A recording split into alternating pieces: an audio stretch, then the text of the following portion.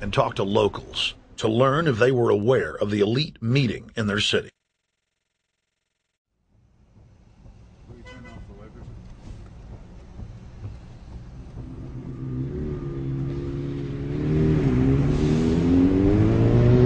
Hey guys, attention just for a second. I just need to tell you that a group just met here in Canada and they're trying to get rid of your sovereignty, merging you with the U.S. and Mexico. See, it's not funny, I'm serious. And your news isn't going to tell you about this. This is deadly serious, so I'm just letting you know and I'm telling you about it. As they say, they are the guys that run the world. They make the decisions for we, and we just carry it out. Sir, did you hear about the Bilderberg Group meeting here in town, the 120 most elite people in the world? No. Hey, did you know that the elite's meeting here in town right now? Have you heard about it? The 120 crime bosses? None of you have heard of it. None of you guys have heard of the Bilderberg Group? They're meeting right now. In the city, around 10% of the people were aware of the New World Order agenda. When we traveled to Parliament, close to half of the people we randomly spoke to were informed.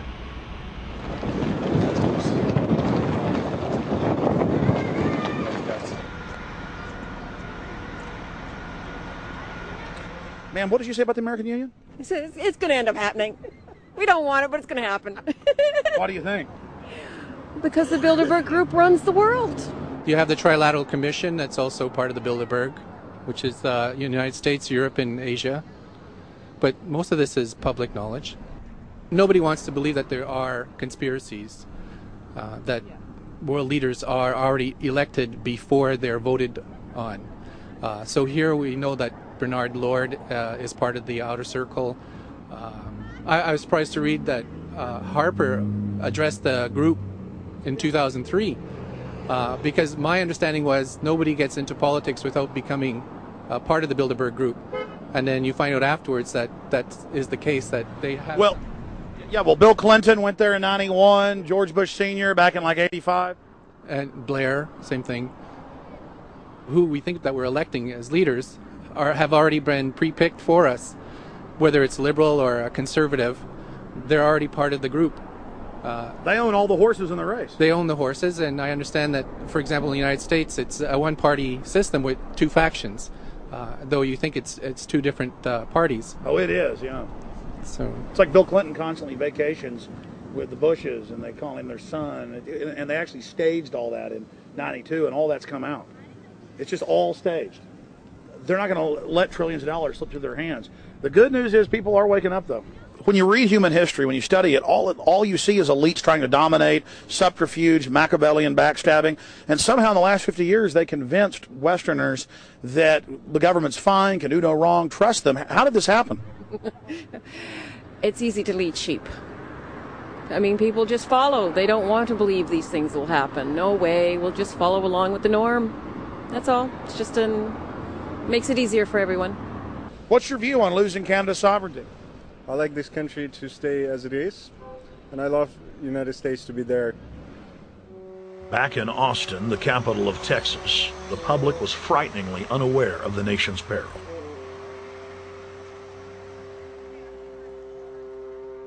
Have you heard about the North American Union? Not really, no. I don't watch TV. No, I haven't. Interesting. I was not aware of that. I don't know exactly what you mean, so... I don't think there's going to be a merger of the three nations. No, I have not. no. No, I didn't know this was happening, so... Yes, I have. Oh, you have heard about it? Yes. After that big rally the other day, don't know about it? I don't know about it. No, I have not. Have you heard of the European Union? I have, yes. Are you aware of the European Union? Oh, yeah, of course. Have you heard about the European Union? Heard about them. Do you know about the European Union? No. Europe, 15-member group expanding? A what? 15 nations of Europe merging in 2000. Whatever. For over 50 years, the Bilderberg Group constructed the European Union by stealth under the guise of trade deals. Now the elite are using the same secretive program to complete the North American Union. But this time, superstate integration is on the extreme fast track.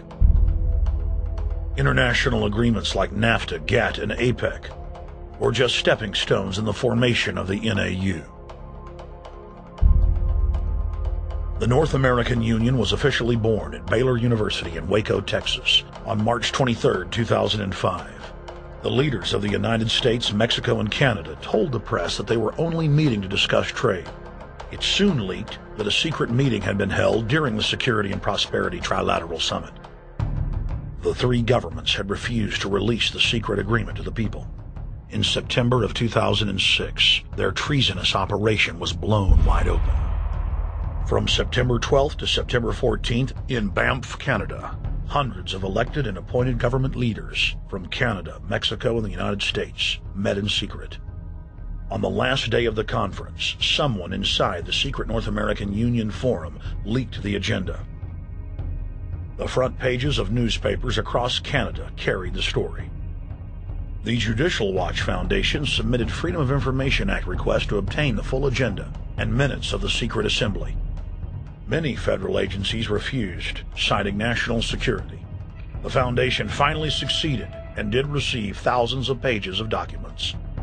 The documents marked unclassified are the blueprints of a shadow government ruling by bureaucratic and executive fiat. The pages chronicle an already operating North American Union.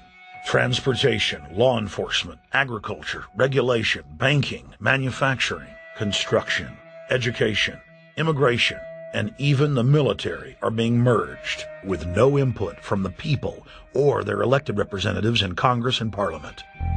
One of the first items on their agenda was to stress how important it was that their plan, quote, be carried out by stealth. The controllers also talked about exploiting the public's fears of climate change to push a continent-wide tax to fund the new government. Globalist tool Robert Pastor is incessantly paraded on the world stage as the man behind the North American merger. When he testified before Congress, he pushed the idea of a continental security perimeter that erases national boundaries and merges the security apparatus.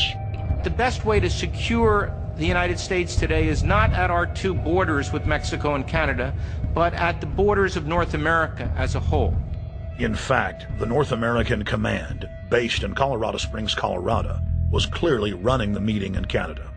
For the past decade, the Pentagon has been training with Mexican and Canadian forces and has openly discussed using them inside the United States for disasters and to quell domestic unrest. There are already over 100,000 non-U.S. citizens serving in the U.S. Armed Forces.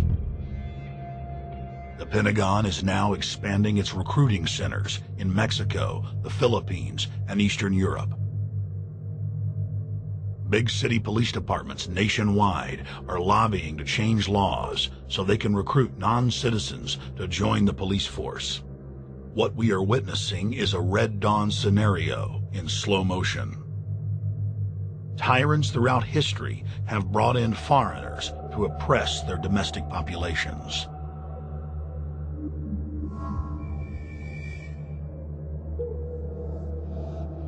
When their coup by stealth was exposed, the three governments went into damage control mode. The Security and Prosperity Partnership quickly staged a show summit that was held in Ottawa, Canada in February of 2007. It is the only way that we can achieve security and prosperity for our people is through this cooperation. We actually occupy one physical space, the North America. We've also had a chance as foreign ministers to talk about how we cooperate in the region and indeed in the world. Protesters who were upset about losing their countries and freedoms were not tolerated. A couple of weeks ago, an Al-Qaeda supposed whatsoever, the Security and Prosperity Partnership has been signed without any sort of parliamentary debate. Globalist publications have been open with their frustration that the population has not bought their latest PR stunt. As integration inside the European and American unions accelerates, the superstates themselves are being merged. On April 30th, 2007, a summit was held at the White House.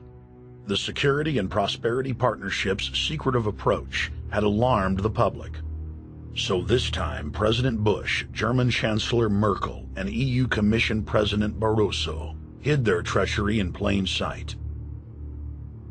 Thank the Chancellor and Josie very much